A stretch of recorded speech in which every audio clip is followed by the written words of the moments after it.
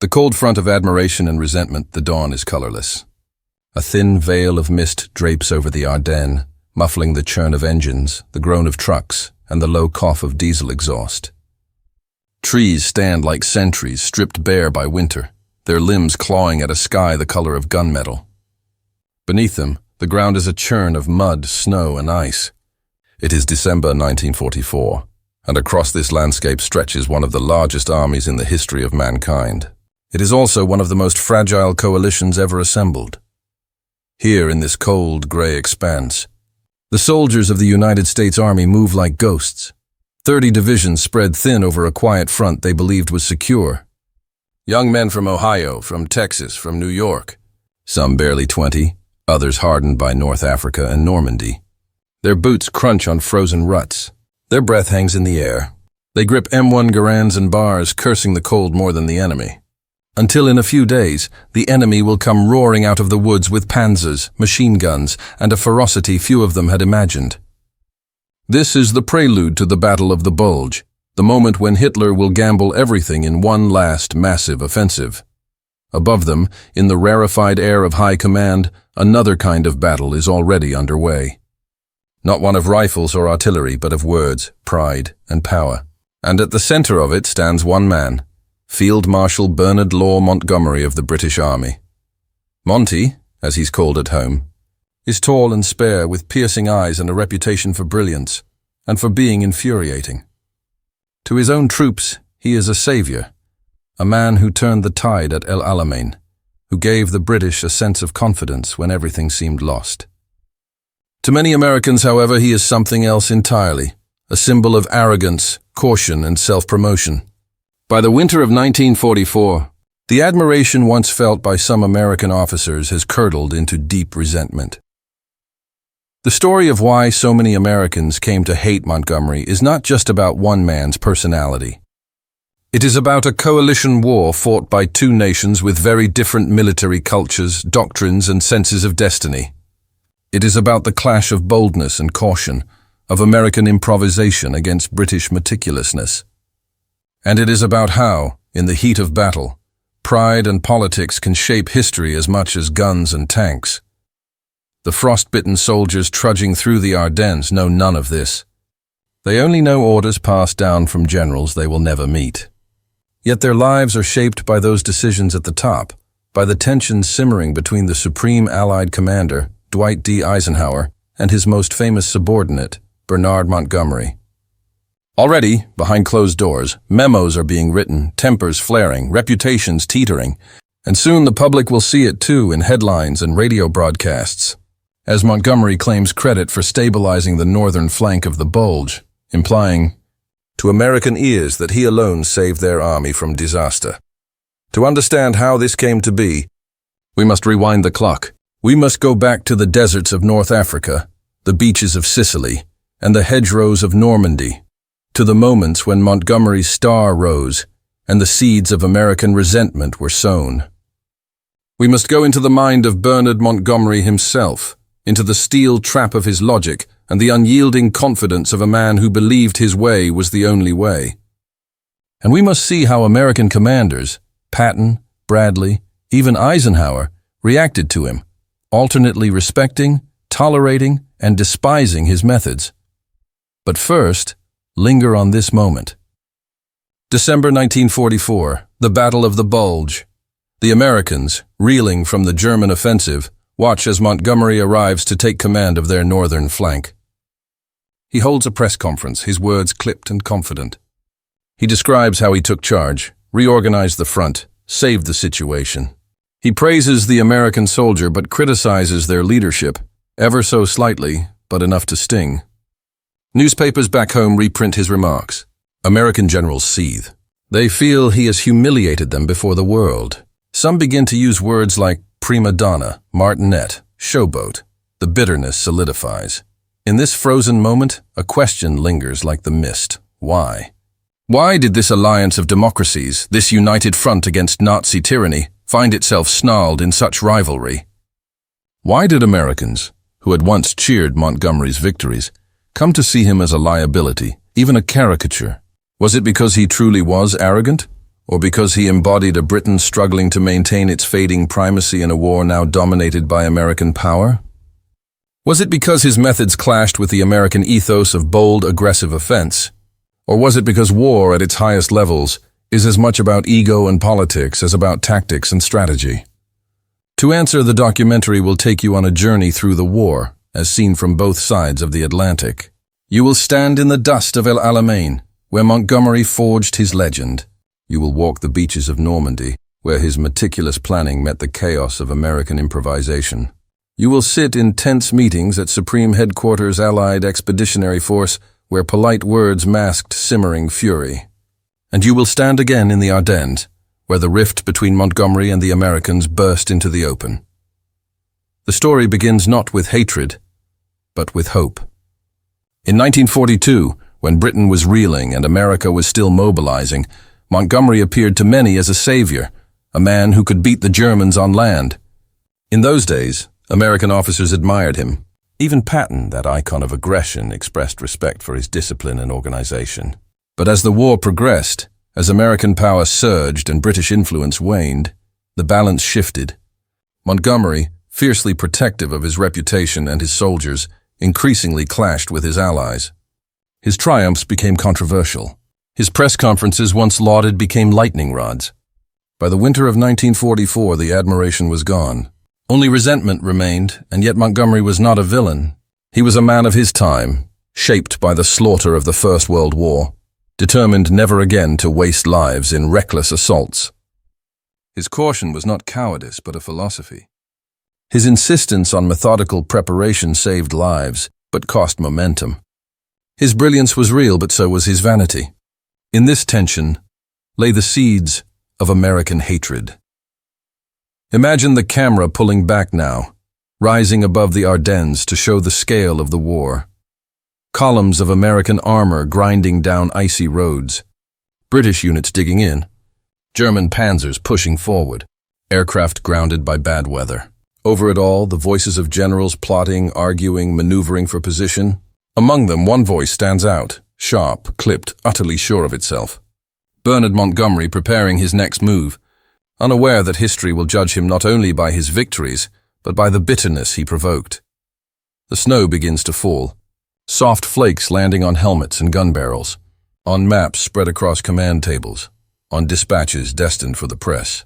In this frozen theater, alliances are tested, reputations forged, and the question, why did the Americans hate Bernard Montgomery so much, becomes more than a curiosity.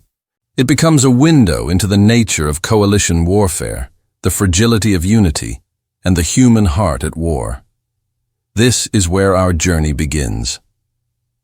The making of a legend and the birth of resentment, long before the name Monty became a lightning rod for American irritation.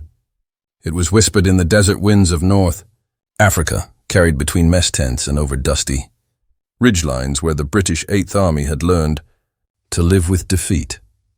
It was 1942. The British Empire, once the unshakable pillar of global might, was battered and bleeding. Singapore had fallen. Tobruk had surrendered. The German Afrika Korps, under Erwin Rommel, the Desert Fox, had driven British forces across thousands of miles of desert, leaving behind wrecked tanks and the ghosts of exhausted men. Morale was low. The press was grim. London wanted a miracle, or at least a man who looked like one. Into this chaos stepped a small, wiry general with sharp eyes, a clipped accent, and a reputation for eccentric brilliance, Bernard Montgomery. He arrived at 8th Army headquarters wearing a black beret, not the traditional peaked cap of a British officer, and immediately began issuing orders that sounded like common sense wrapped in thunder. "We're not retreating anymore," he declared. "No more withdrawals. No more talk of defeat. We're going to stand, fight, and win." It was a kind of sermon, and his troops, starved for leadership, believed him. Montgomery reorganized the entire army with surgical precision. He simplified orders. He slashed unnecessary complexity. He made every man know the plan.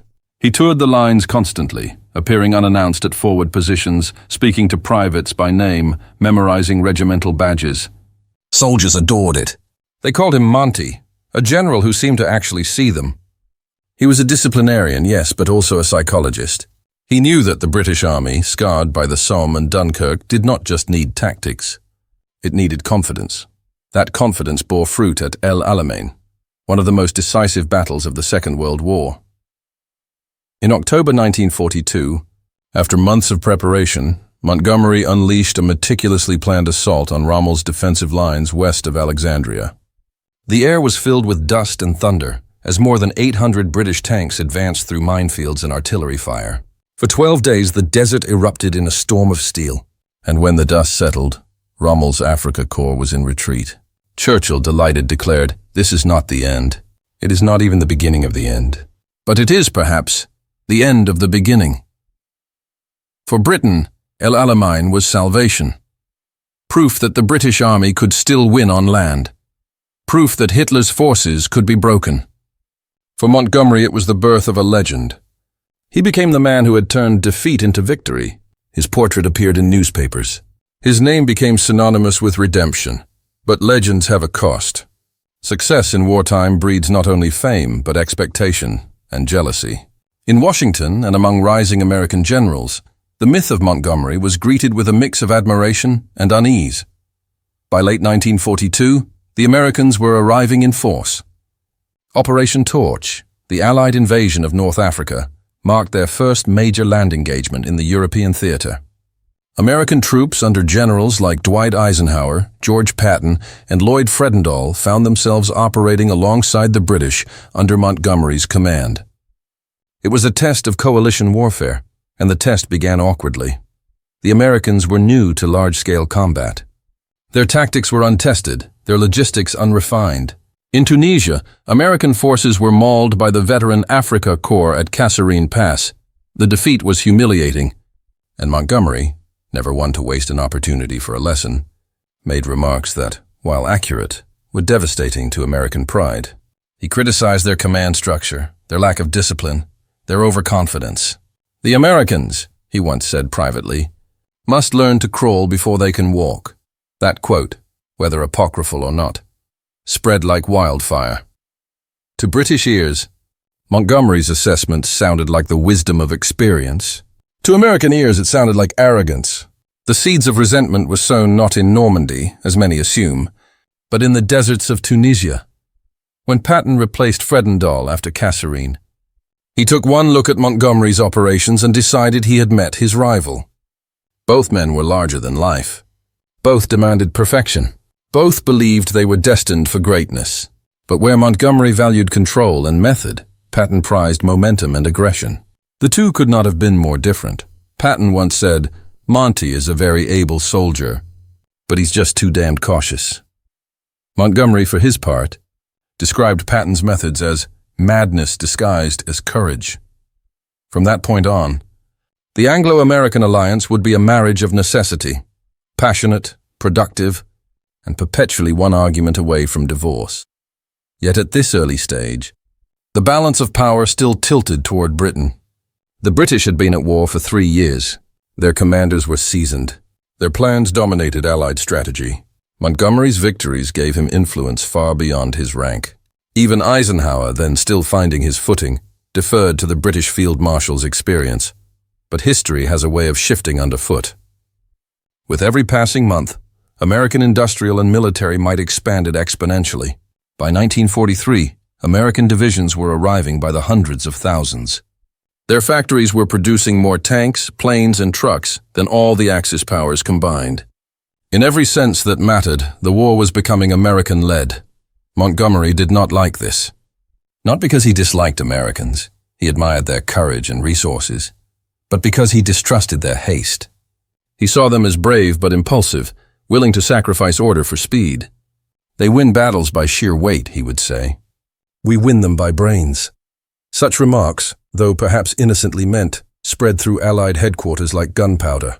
After North Africa came Sicily. Operation Husky, launched in July 1943, was supposed to demonstrate the unity of the Anglo-American alliance. It did not. Montgomery's 8th Army landed on the southeastern coast, Patton's 7th Army on the western beaches. The plan was for Montgomery to advance north toward Messina, while Patton secured the flank. But Montgomery, convinced that his route was the only feasible one, insisted on changes that narrowed Patton's role.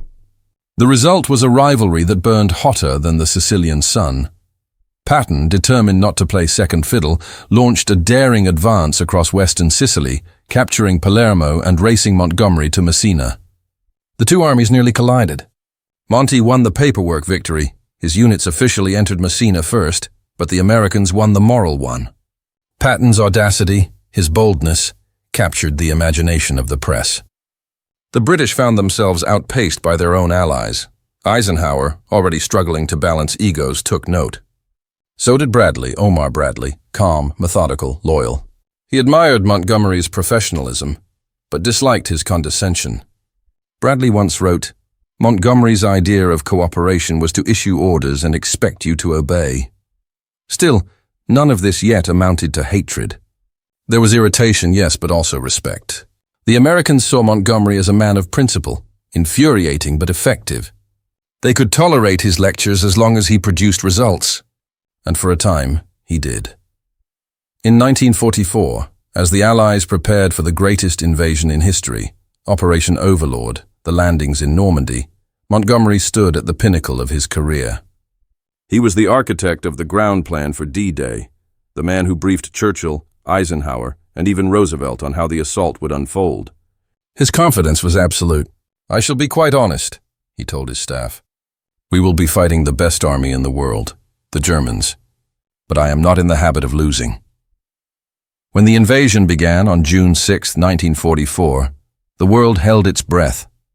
The beaches ran red. The air was thick with smoke and salt. Thousands of men died before even reaching the sand. Yet by nightfall, the Allies were ashore, bloodied but unbroken. Montgomery's broad front plan, cautious and deliberate, had worked. For a brief, shining moment, his reputation among the Americans soared. He was the man who had delivered victory. Eisenhower praised his planning. Bradley respected his coordination. Even Patton, privately, admitted that Monty's precision had saved lives.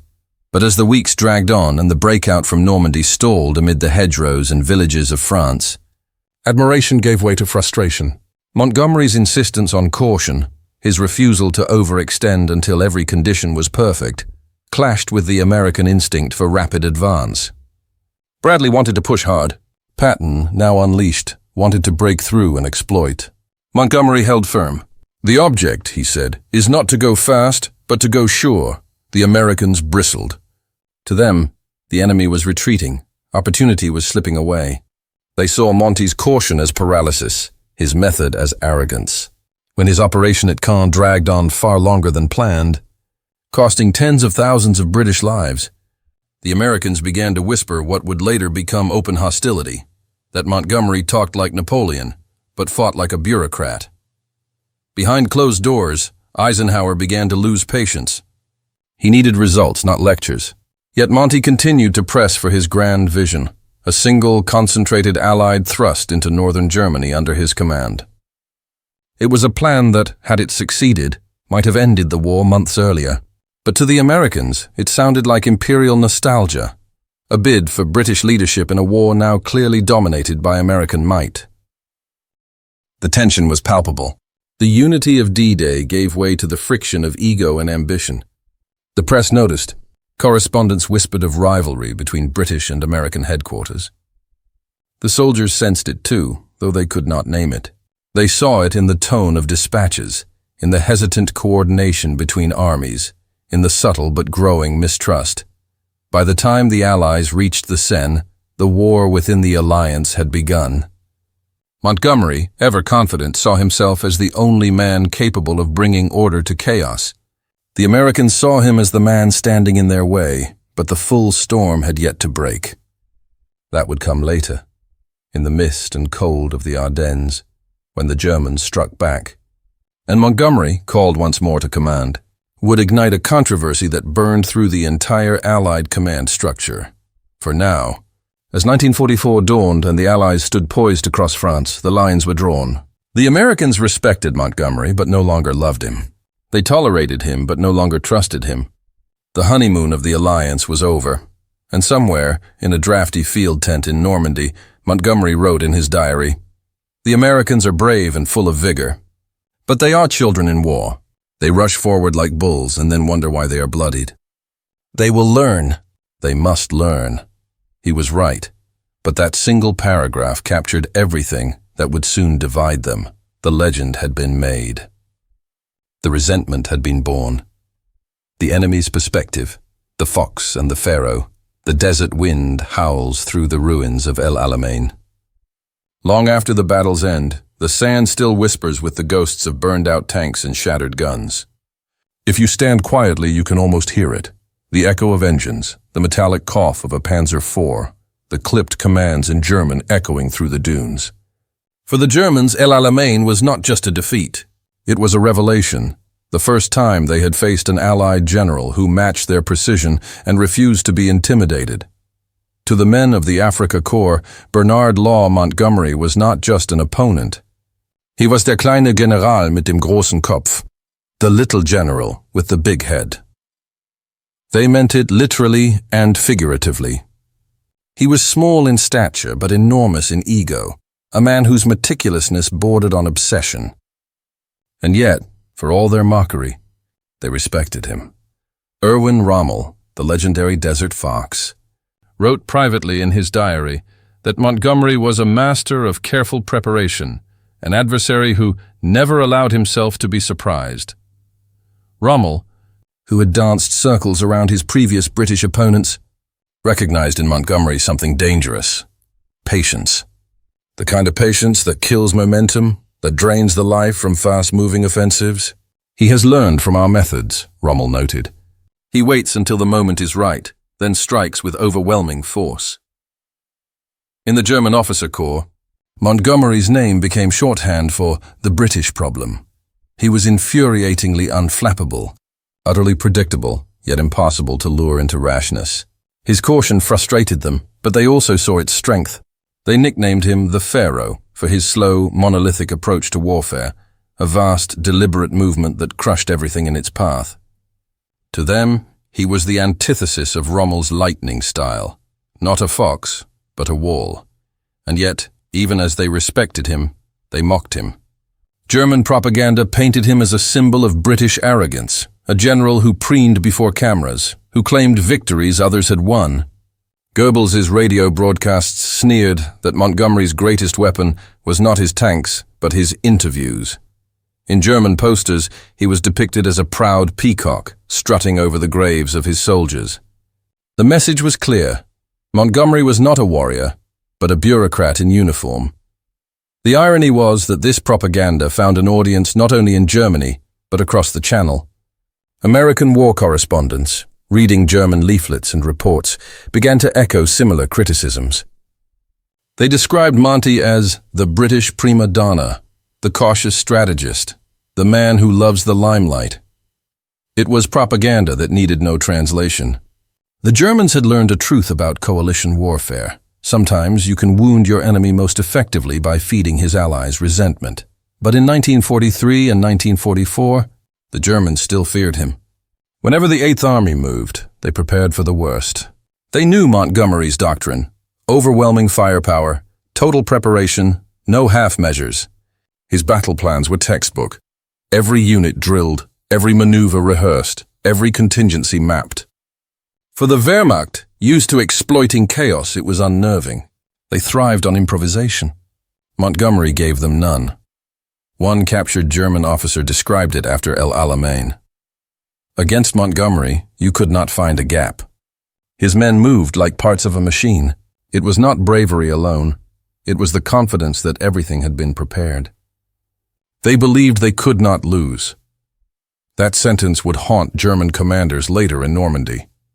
In the summer of 1944, as the Allies poured ashore in France, the Germans knew Montgomery was there. His name carried weight. In the war diaries of the German 7th Army, commanders noted that the British attacks are deliberate, methodical, clearly Montgomery's hand. They referred to his operations as Montgomery Schläge, Montgomery blows. Each one came after days of artillery preparation, deceptive feints, and massive concentrations of armor. They hated it. They also feared it. For the men in gray field uniforms crouching in Normandy hedgerows, Montgomery represented something infuriating: inevitability. His attacks came like tides. They might falter, they might pause, but they always returned. The Germans knew what was coming but could never quite stop it. "He fights like a bulldozer," one German officer complained. Slow, noisy, but impossible to turn back. And yet, paradoxically, that very style began to erode his reputation among the Americans. German intelligence noted the cracks in the Allied command almost gleefully. Intercepted communications and propaganda reports picked up on the growing rift between Montgomery's cautious planning and the Americans' aggressive thrusts. Hitler's analysts wrote that the Anglo-American alliance is strained by the methods of the British Field Marshal. In Berlin, they saw opportunity. Hitler himself despised Montgomery, but he understood him. To Hitler, Monty was a mirror of everything he loathed and secretly envied: discipline, patience, calculation. "He is a Prussian without a uniform," Hitler reportedly sneered, meaning it as both insult and compliment. He believed that Montgomery's caution could be exploited, that his reluctance to gamble made him predictable. "He will not take risks," Hitler said. "He will not strike unless he is sure." That is his weakness. And so, when the German High Command planned the Ardennes offensive, what would become the Battle of the Bulge, they factored Montgomery's personality into their calculations. They believed that if they struck swiftly through the American lines, the Allies would be paralyzed by confusion and slow coordination. They assumed Montgomery would insist on delay, on reorganization, on methodical preparation. They believed that between his caution and Eisenhower's diplomacy, the Allied response would come too late. They were wrong, but only partly. In December 1944, when Hitler's gamble began and German armor poured through the snow-covered forests of the Ardennes, the chaos was total. American divisions reeled, communications failed, the weather grounded Allied aircraft. In that crisis, the German generals felt a strange kind of déjà vu. They had seen this pattern before: disorganized enemies, panicked command, a gap ripe for exploitation. But then they heard it. The Allies had placed the Northern Front under the control of Field Marshal Montgomery. At once, German optimism dimmed. Montgomery's methods were slow, yes, but he was never disorganized.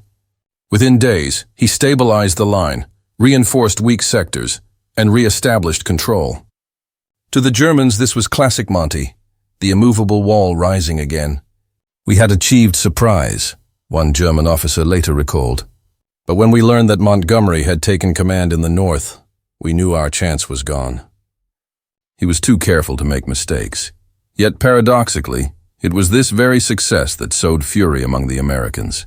When Montgomery later spoke to the press, describing how he had tidied up the battle and restored order, it sounded to American ears like he was claiming credit for their sacrifice.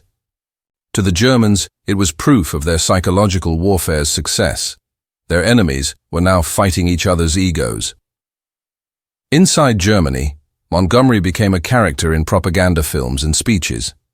The Nazis portrayed him as the embodiment of British arrogance and hypocrisy, a general who preached humanity while commanding mass bombings. Goebbels called him the English clown prince of war, sneering that he believes victory is a matter of rehearsal. But beneath the ridicule was respect. In private, German officers spoke differently. "Montgomery is no clown," one Wehrmacht general said during a debrief after the war. He understood war better than most. His flaw was that he knew it. By 1945, as the Reich collapsed, the Germans viewed Montgomery with a mixture of hatred and admiration.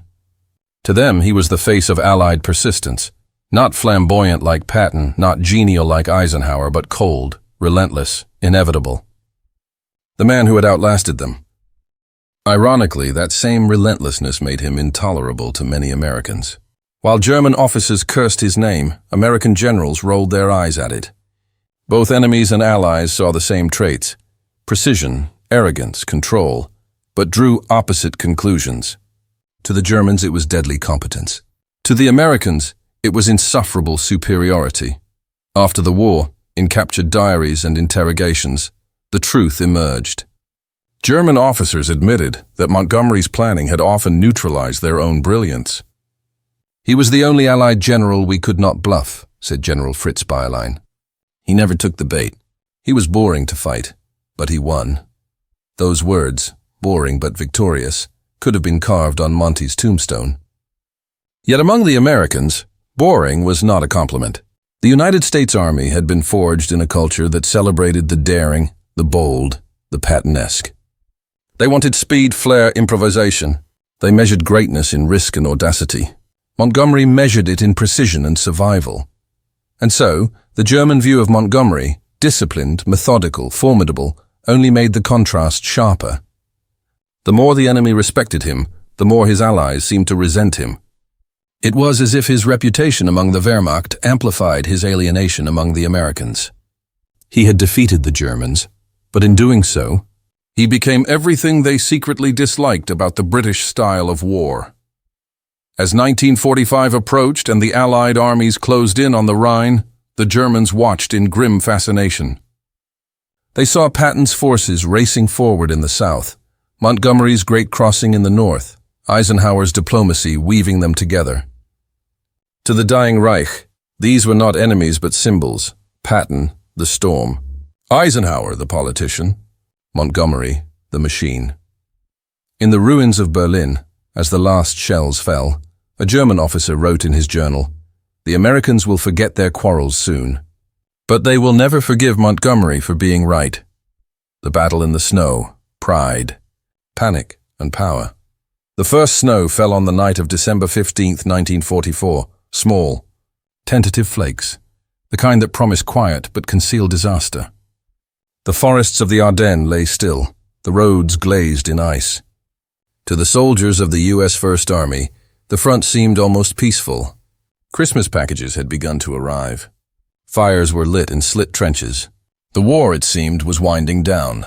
They were wrong. At dawn on December 16th, the silence was shattered. The ground shook. The horizon erupted in flame. From the dense woods east of St. Vith and Bastogne came the thunder of artillery, thousands of guns firing in unison.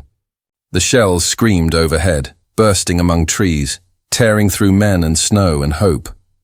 Within minutes, communications were down. American forward units vanished into the white fog of confusion.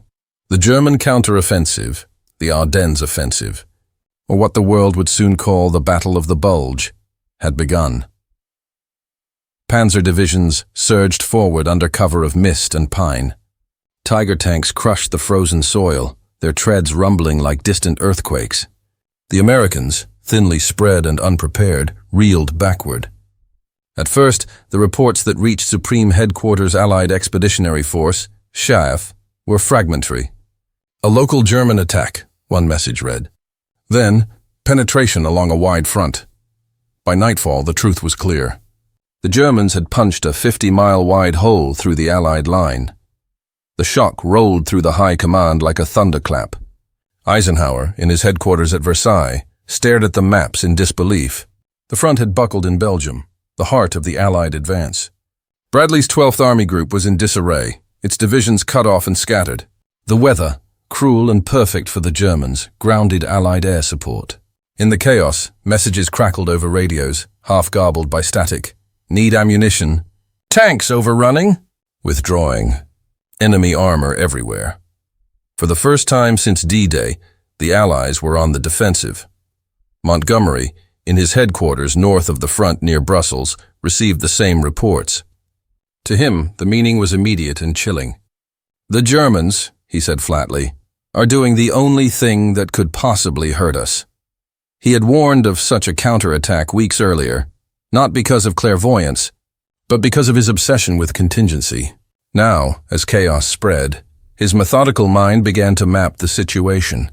He could see what others could not yet admit. This was no mere local attack. It was a full-scale German gamble, and if it succeeded, it could split the Allied front in two, isolate the British from the Americans, and perhaps even capture Antwerp, the vital port that fed the Allied war machine. It was a nightmare scenario. The Americans fought desperately. At Bastogne, the 101st Airborne Division dug in under the command of Brigadier General Anthony McAuliffe. Surrounded on all sides, outnumbered 5-1, they refused to surrender. When the Germans demanded it, McAuliffe sent back one word: nuts. That defiance became legend. But legends did not change the reality on the ground. The 1st and 9th U.S. armies were in danger of being encircled. Eisenhower needed order out of chaos. He needed someone to take control of the northern sector. Fast. That someone was Bernard Montgomery. It was a practical decision, not a political one. The northern shoulder of the Bulge, where the German attack pressed hardest, was manned largely by American units that had lost contact with their headquarters. The British Second Army, positioned nearby, was intact. Montgomery commanded it. He had the reserves, the staff, and the communications to stabilize the front. Eisenhower, despite misgivings about Monty's temperament, made the only rational choice. He placed the American 1st and 9th Armies temporarily under Montgomery's command. It was a decision that would save lives and ignite fury. As soon as Montgomery's staff began coordinating the defense, the tide began to shift. His methods were maddeningly deliberate but effective. He halted ad hoc counterattacks. He refused to chase phantom breakthroughs. He ordered the Americans to dig in and shorten their lines, buying time for reinforcements to arrive. He summoned British armored divisions to reinforce the Meuse River crossings, the last natural barrier before Antwerp. Slowly, painfully, the chaos began to make sense again. To the Germans, it felt like hitting a stone wall. By December 22nd, their momentum faltered. The surprise that had carried them through the first week was gone. Fuel shortages crippled their advance. Montgomery's containment strategy, holding firm in the north while the Americans regrouped in the south, worked. The Allied line bent, but it did not break, and then the skies cleared. On December 23rd, the clouds that had grounded Allied air power finally lifted. The thunder of engines filled the air as hundreds of American and British aircraft roared eastward. Bombers struck German convoys. Fighters strafed columns trapped on narrow roads. The Luftwaffe, already shattered, could do little. Within 48 hours, the German offensive began to collapse. The men on the ground barely understood the larger strategy, but they felt its effect. American GIs dug out of foxholes and cheered as P-47 Thunderbolts tore through the sky. British tankers rolled forward, their Sherman Fireflies gleaming under the winter sun. The snow was red and black and gray all at once, a battlefield of ice and smoke. And yet, even as victory began to emerge, bitterness was brewing in the command tents. On December 31st, 1944, Montgomery held a press conference. He stood before a room of reporters, confident, composed, his black beret perfectly tilted. He described the battle in clear, clipped tones. The situation was very serious, he said. The enemy achieved a complete surprise. He drove a deep wedge into the Allied front. I took certain measures. I regrouped the American forces, I stabilized the line, and the situation is now well in hand.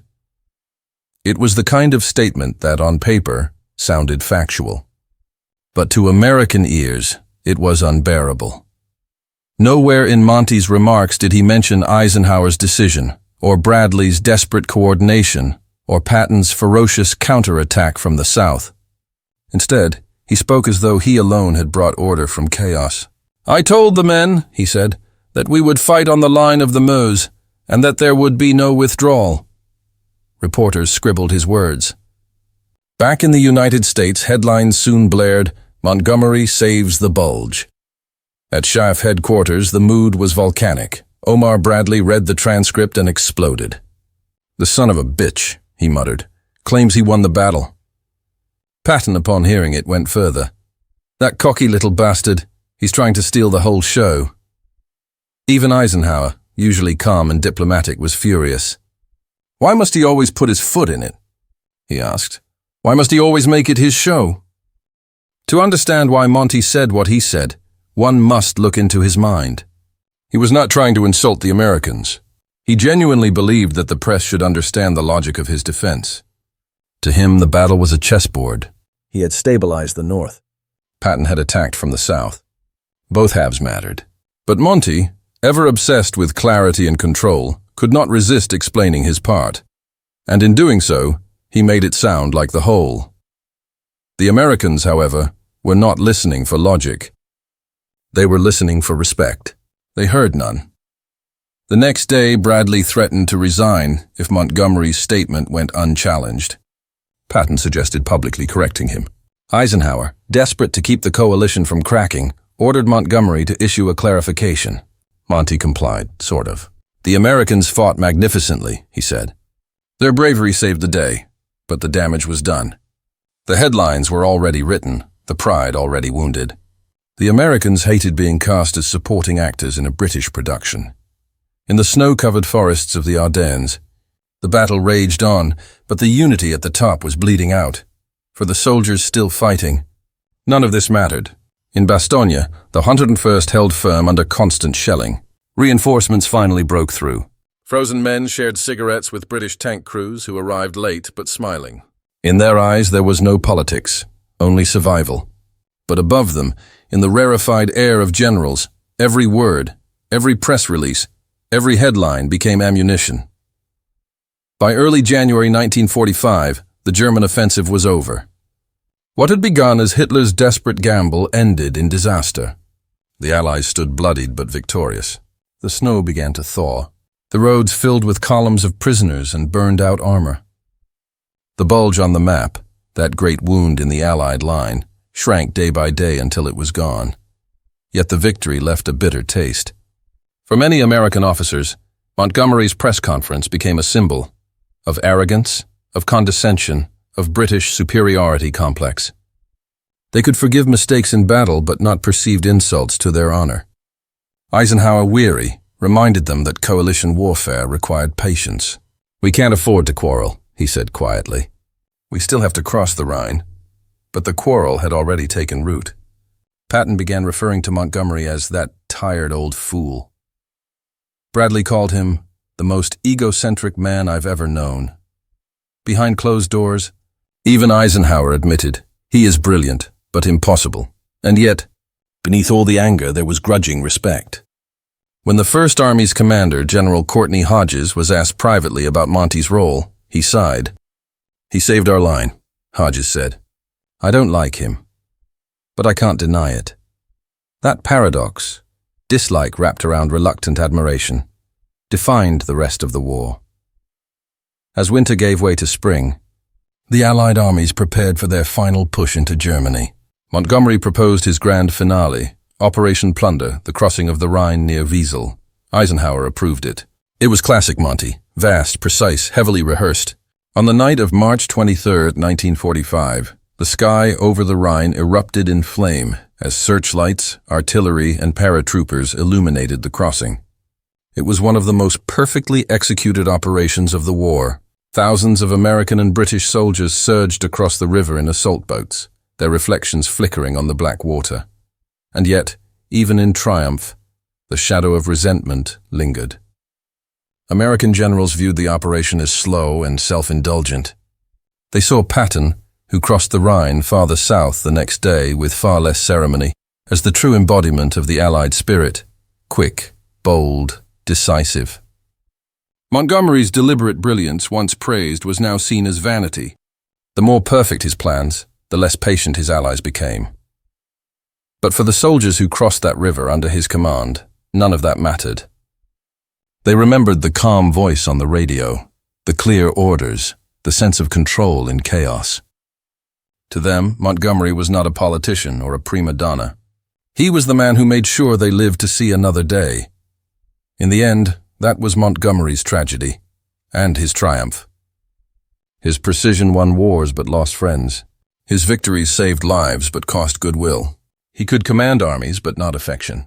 The snow of the Ardennes melted, but the frost in Allied relations did not. And as the tanks rolled into Germany, as the bridges fell and the Reich collapsed, the Americans looked east toward Berlin and over their shoulders at Montgomery, and wondered how one man could be both ally and irritant. Savior and scold in the same breath. The battle was over. The war was nearing its end. But the bitterness, that would take far longer to thaw. Turning point and human cost. The price of pride. The snow had begun to melt when the letters started arriving home. Envelopes stained with fingerprints, their ink blurred by damp. "Dear Mother," one began, "We are holding fine now. The worst is past, I think." He had written it 2 days before being killed by mortar fire outside Bastogne. The army returned the letter along with a notice typed in black ink, "Killed in action." December 24th, 1944. For the men in the field, the names Eisenhower, Montgomery, Bradley, Patton, they were ghosts. Voices on the radio, faces in newspapers, gods far above the frozen ground. But their decisions were real. Every order, every hesitation, every burst of pride translated into lives gained or lost. And in the Ardennes, the cost of pride had been staggering. By the end of the battle, the Allies had suffered nearly 90,000 casualties, killed, wounded, missing, or captured. Entire regiments had ceased to exist. In the villages of Belgium and Luxembourg, fields were littered with burned-out Shermans and twisted half-tracks. Farmers returned to find their orchards shredded by shellfire, their homes frozen tombs for the dead of both sides. Victory had been bought, but at a terrible price, and beneath the triumph lay a silent bitterness that no communique could erase. For American soldiers, Montgomery's name had become shorthand for something distant and cold, a general who spoke too much and smiled too little. For British soldiers, he was still Monty, their hero from El Alamein, the man who walked the lines and called them "my lads." But even among them, there was a strange unease now. The alliance that had once felt unbreakable had begun to show cracks. You could hear it in the mess halls, in the jokes traded across campfires. The British teased the Americans for their swagger. The Americans mocked the British for their caution. It was good-natured, until it wasn't. A corporal from the U.S. 2nd Armored Division recalled it years later. "When the British tanks showed up north of Bastogne, we were damn glad to see them." But I remember one of our guys saying, "Well, it's about time Monty let them out." Everyone laughed, but not kindly. The laughter hid fatigue. And grief, and something harder to name, disappointment. The soldiers knew they were part of history's greatest alliance, but they also knew how fragile that alliance was. They saw the way the generals eyed each other, not with trust, but with calculation. They sensed it in the way the newspapers credited victories, the way officers talked of our part and their part. For the men who had bled side by side, such divisions felt obscene. But they existed, and they grew. Meanwhile, Montgomery himself was beginning to sense the chill. His press conference, that carefully worded, disastrously received speech, had spread like wildfire through the Allied ranks. His aides tried to explain that it had been misinterpreted, that he had meant no slight. But perception in war moves faster than truth. In mess tents and canteens, his words were read aloud with bitter amusement. "He regrouped the American armies, did he?" Soldiers muttered. "Guess we didn't help much," Montgomery wrote in his diary. "I said only what was true." But they resent it. The Americans must learn to take criticism as well as they give it. He did not understand, or perhaps refused to understand, that war was no longer just about truth or tactics. It was about pride, and pride has its own logic. In Washington, the fallout reached even Congress. Reporters asked whether Montgomery had overstepped his authority, whether the British were claiming more than their share of glory. The U.S. press, once respectful of Monty's achievements, now turned skeptical. Editorials questioned his habit of self-congratulation. Radio hosts mocked his speeches. He had become, in American eyes, the embodiment of British self-importance. Yet at the same time, he was admired by millions in Britain. In London, his photograph hung in shop windows. Civilians still spoke of him in the same breath as Wellington and Nelson. He was their steady hand in the storm, the man who never lost. The disconnect was total. One half of the alliance saw a hero. The other saw a headache.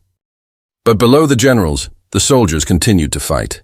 They patched up wounded comrades, buried the dead, and pressed on into Germany. For them, the war was not about headlines. It was about survival and endurance. In the frozen wreckage of Foy and Houffalize, American medics worked shoulder to shoulder with British stretcher-bearers, their breath clouding in the air. One British orderly, Private Tom Barker, later wrote, "The Yanks and us, we cursed each other's generals all day long. But when the shells came down, we didn't care who was who, just kept each other alive." Those words captured what no headquarters could express. that unity at the bottom was stronger than rivalry at the top. Still, the scars of the Ardennes would linger. In March 1945, when Montgomery's meticulously planned crossing of the Rhine began, the Americans were watching closely. They admired the spectacle, the synchronized artillery, the massive pontoon bridges stretching across the dark water. But they also muttered about the delays, the caution, the endless rehearsals. Patton, true to form, boasted that he had crossed the Rhine before breakfast and without permission. The line was classic Patton, brilliant theater, and it landed like a dagger in Montgomery's pride. To his dying day, Monty would insist that his methods had been right. And perhaps they were. His operations saved lives. His discipline prevented disasters. But in coalition war, perception often outweighs precision, and perception had turned against him. For the Americans, the turning point came not in any single battle, but in the slow realization that they no longer needed the British to lead them. By 1945, the United States was the arsenal, the manpower, the driving force of the war.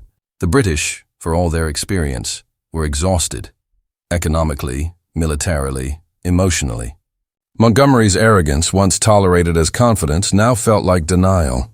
The Americans saw him as the living symbol of an empire that refused to admit it was fading. The irony was painful. The very qualities that had made Montgomery indispensable in 1942, his confidence, his rigidity, his faith in British superiority, made him intolerable by 1945. He had not changed. The world had, and the cost of that disconnect was not measured in arguments or press clippings. It was measured in lives.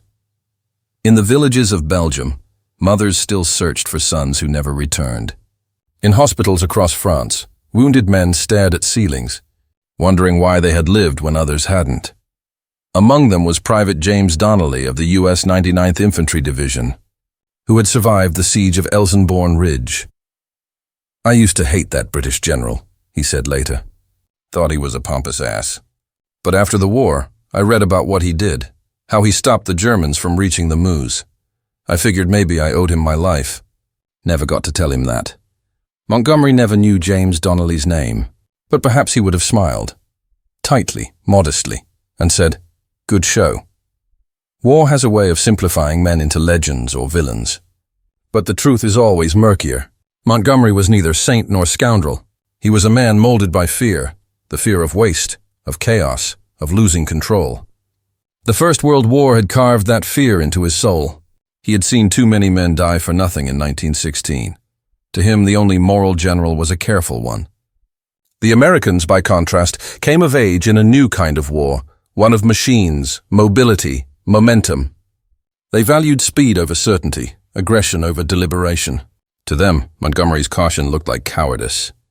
To him, their boldness looked like madness. Each side was right and wrong.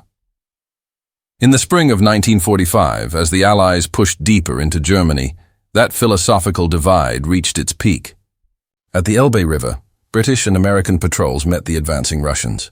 The war in Europe was ending. Flags were raised, cameras clicked, and champagne bottles were opened. But for Montgomery, victory was bittersweet. He had helped win the greatest war in history, yet his allies could barely stand him. At his final wartime press conference, he spoke quietly. "The defeat of Germany," he said, "is the result of the great cooperation between the Allied nations.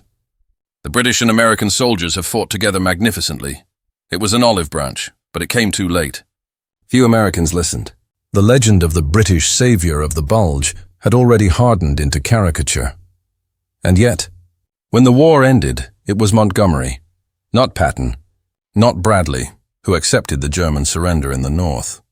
On May 4, 1945, at Lüneburg Heath, German envoys arrived to sign the papers. They stood stiffly before Monty's headquarters table, their uniforms still bearing the dust of retreat. Montgomery, immaculately dressed, read the terms without flourish. His face was expressionless, his tone calm. Outside, British and American soldiers crowded around to watch. When the Germans signed, a cheer rippled through the ranks. Montgomery did not smile. He merely nodded and said, "Very well." Then he turned away. That moment, his quiet, austere victory, said more about him than any speech. He had triumphed, but he stood alone. The Americans would go home heroes. The British would go home weary. The alliance that had conquered Hitler would soon dissolve into history's next conflict, the Cold War. But in that fragile moment of peace, amid the rubble and the silence, the true cost of pride became clear. It was not just measured in men lost or bridges burned. It was measured in understanding, the kind that could have made allies not just in war, but in peace. Aftermath and reflection, the legacy of a difficult ally. The war ended not with a bang, but with an exhale. The cannons along the Rhine grew silent. The tanks, their treads cracked and muddy, rested along roads that led nowhere. Men who had marched from Normandy to the Elbe now sat in the grass, smoking cigarettes, staring at rivers that glimmered under spring sunlight. Birds returned to skies that had been black with aircraft for years. Europe, bleeding but alive, began to breathe again. Among the victors stood the generals who had carried their nations through fire. Eisenhower, the steady hand. Patton, the firebrand. Bradley, the quiet professional. And Montgomery, precise, unbending, and alone. He was 57 years old, exhausted, revered by millions and resented by almost as many. His black beret had become iconic, his profile unmistakable. But behind the calm mask, he knew that his reputation, the very thing he prized above all, had become a battlefield of its own. The victory parades were grand. In London, crowds cheered as Montgomery rode past in an open car, waving with a reserved, almost embarrassed smile.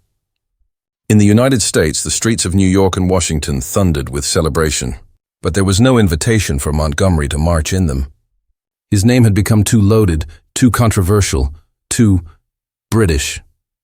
The alliance had won the war, but its unity was already unraveling. In the months after Germany's surrender, the old tensions resurfaced in subtler ways. The Americans took the lead in rebuilding Europe. The Marshall Plan, the occupation zones, the logistics of peace, all bore the stamp of American energy and confidence. Britain, drained and debt-ridden, struggled to keep its footing. And Montgomery, now Deputy Supreme Commander of Allied forces, watched as the center of gravity shifted irreversibly westward. He had helped save the British Army's honor. But he could not save Britain's dominance. In Washington, his name was spoken with a kind of wary respect, the way one might speak of an uncle who's brilliant at chess but unbearable at dinner. The American generals he had fought alongside would remember him in shades of irritation and admiration. Patton, before his death, called him a good soldier, but a pompous ass. Bradley wrote, "He was a great general in war, but he would have been impossible in peace." Eisenhower, ever diplomatic, summed it up best. He was loyal to the cause, though not always to the team, and yet, history would not forget him. In the decades that followed, Montgomery's reputation rose and fell like a tide. To the British public, he remained a national hero, the man who had redeemed Alamein, the victor of Normandy, the symbol of a nation's stubborn endurance. Streets and schools were named after him. His face appeared on postage stamps. Children learned his name alongside Churchill's.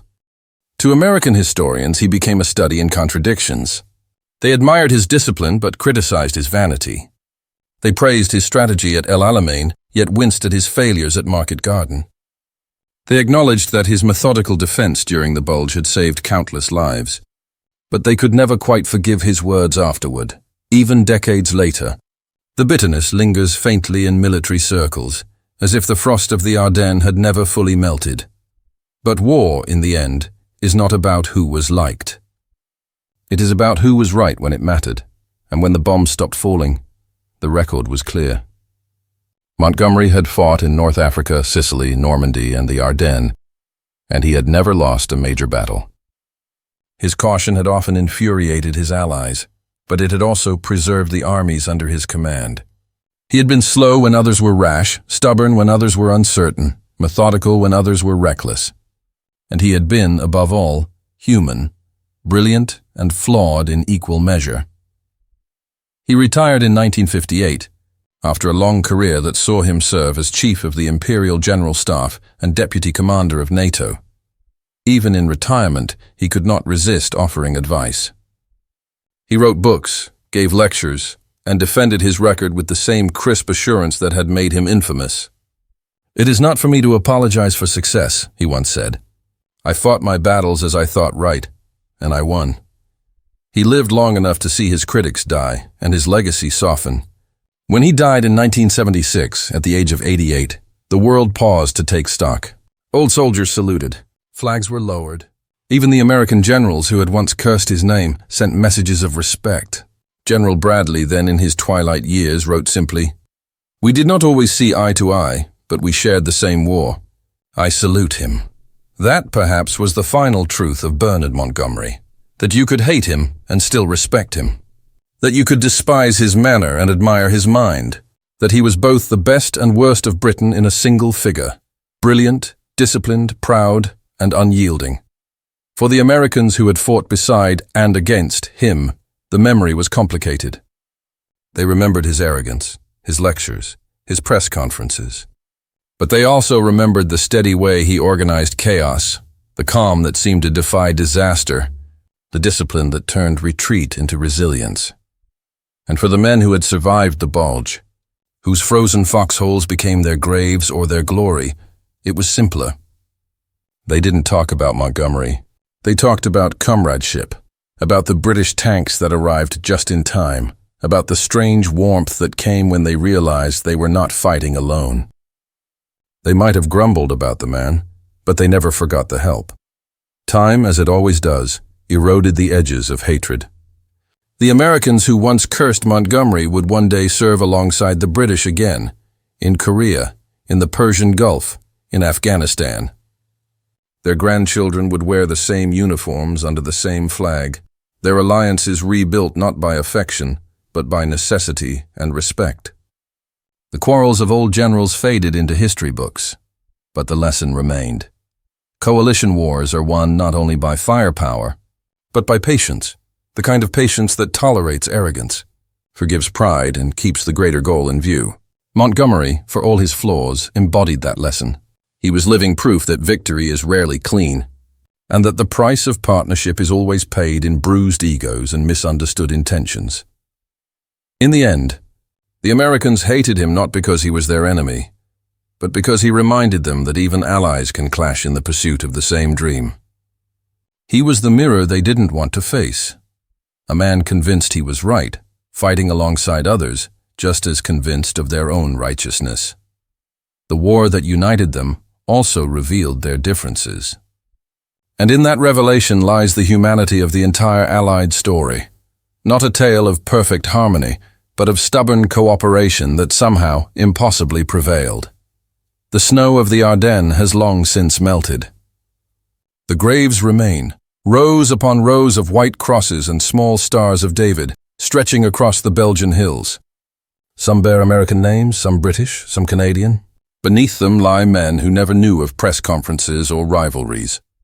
They only knew that they were fighting side by side, for something greater than themselves, and somewhere, perhaps Montgomery would have looked at those fields and nodded, in his tight, clipped way, and said, "They did a good job."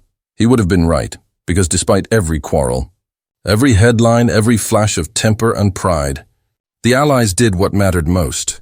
They won, and that is how history remembers them, not as enemies who hated, but as brothers who endured.